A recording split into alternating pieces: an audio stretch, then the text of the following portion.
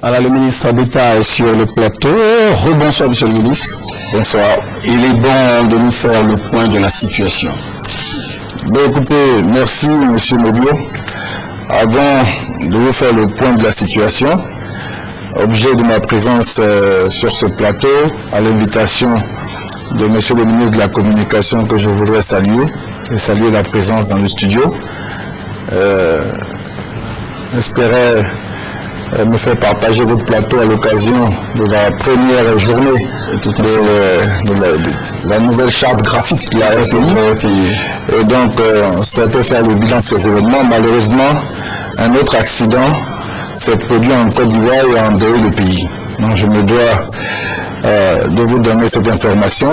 En effet, aujourd'hui, sur l'autoroute du Nord, aux environs de 14h30, au PK 60, un véhicule de transport minicar est rentré en collision avec un grenier. Et cet accident a fait 28 victimes, dont 21 personnes décédées. Et nous sommes en train donc de recueillir toutes les informations et les circonstances de cet accident malheureux qui vient alourdir notre drame, notre chagrin. Mais voilà, donc je voudrais quand même donner cette information. Mais pour répondre à votre question au sujet du drame des accidents de la SOTRA, je vais faire le bilan actualisé suivant. Aujourd'hui, nous sommes à 52 corps repêchés, dont 42 ont été identifiés formellement par les parents. Donc, sur la dizaine de corps qui restent, il y en a 5 qui ont été identifiés sur la base des pièces d'identité et 5 qui n'ont pas encore été identifiés. Au niveau des rescapés, il y en a 11 qui sont qui étaient à la polyclinique La Pisame, dont 6 ont été libérés et 6 qui sont encore toujours à La Pisame, qui continuent d'avoir les soins. Donc, les recherches se poursuivent pour retrouver les éventuels disparus. L'information importante qu'il faut donner, c'est que le chauffeur du bus dont l'identité connue n'a pas été retrouvé.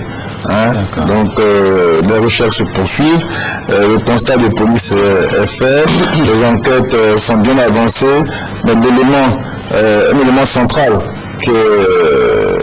ce qu'est devenu le chauffeur de bus est important pour conclure l'enquête. Donc voilà un peu les éléments que je peux donner. Je veux ajouter que le gouvernement, en accord avec le district, a décidé le jeudi 11 à 10h au stade de la Cille à Vridi d'organiser une cérémonie d'hommage aux victimes afin que les parents puissent rentrer en possession des corps et procéder selon leurs coutumes et leur volonté aux inhumations. Oui, monsieur le ministre, il y a eu des accidents le vendredi, il y a eu encore des accidents aujourd'hui. Ça fait quand même un peu trop, cette succession d'accidents. Quelle lecture faites-vous de tout ça? Je suis d'accord avec vous, c'est beaucoup. Écoutez, dans la vie des nations, dans la vie d'un homme, il y a souvent une succession d'événements malheureux, tristes et tragiques. Je pense que devant ces circonstances, il faut garder la foi. Il faut garder l'espoir en la vie, il faut parier sur la vie et surtout se mobiliser et être solidaire. Nous devons affronter cette épreuve en pleine solidarité, nous devons entourer les parents des victimes, nous devons, nous d'abord l'État et toute la nation, apporter notre concours pour que ces événements-là, qui sont tragiques, ne soient pas vécus plus douloureusement que ça n'est déjà par les parents. Donc l'État, dans tous ces développements, est à la tâche. Vous voyez, le président a donné des instructions, le premier ministre a donné des consignes, le ministre de la Santé à la tâche, tous les ministres sont là pour apporter chacun dans son domaine de compétences le soutien. Mais qu'est-ce qui est prévu au niveau des obsèques des disparus? Au niveau du gouvernement, qu'est-ce qui est prévu? Écoutez, le gouvernement entend accompagner les parents. Une contribution du gouvernement sera faite et le gouvernement organise cette grande cérémonie d'hommage après les journées de deuil pour assister les familles, les réconforter, et justement après cela, les familles pourront procéder aux inhumations. On va passer à autre chose. Monsieur le ministre d'État, vous avez assuré l'intérim du ministère de la Communication. On peut dire que vous êtes à l'origine de ce nouveau visage de la RTI. Aujourd'hui, vous êtes dans ce décor. Quels sont vos sentiments? Écoutez, c'est des sentiments en tout cas de fierté. Je voudrais vraiment féliciter le ministre de la Communication et toutes les équipes pour le travail qui est fait. J'ai toujours dit que la télévision travaillait dans des conditions très difficiles. Les agents de la télévision, aujourd'hui en tout cas, de voir ces studios modernes, ça nous fait chaud au cœur. Je pense que c'est important. La télévision, c'est la vitrine du pays. C'est vraiment l'expression qu'on doit donner de notre ambition pour le pays. Et la Côte d'Ivoire est trop en retard dans ce domaine-là. Aujourd'hui, je pense que nous sommes dans les standards internationaux.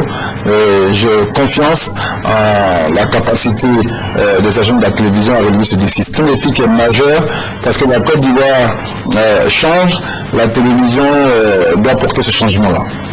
C'est vrai, c'est un beau décor, mais il faut aussi penser à l'augmentation du salaire. C'est important. Écoutez, c'est vrai que c'est une question qui est essentielle. Elle n'est pas spécifique à la télévision.